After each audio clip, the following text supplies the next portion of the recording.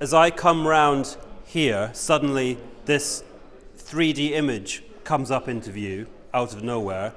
It looks very realistic, but I don't see any projectors anywhere. How are you doing this? We just call it floating display. Yeah. So you're right, this doesn't look like there's a projector there, but you can see this image sort of projected in 3D space. So what we're doing is we're taking a normal laptop screen, we're running the light through a very special piece of glass that bends it upwards and sort of projects it to you as a real image, such that you just sort of want to reach out and touch it. And that looks like a camera there. How's that involved in the process?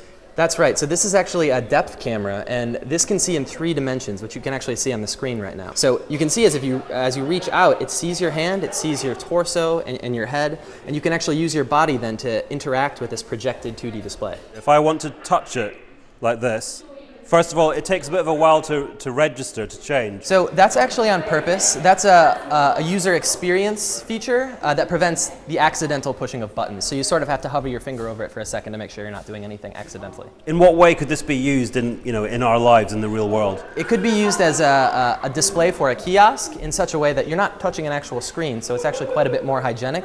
But basically, we think this type of interface is useful for all technology. People see buttons projected and they just want to reach out and touch the buttons, and that's exactly how this works. So it's really a sort of a delightful way to interact with technology.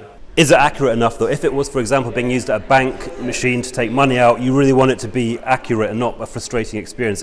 Could it work in that way? Accuracy is a big factor in the natural interaction that we're trying to create. So if it doesn't work exactly like you imagine, it's not useful. So that's exactly what we're trying to do. This is a really, really technologically advanced piece of glass. So I think as the price of the glass goes down and we get better and better at manufacturing it, you could definitely see this type of application all over the place.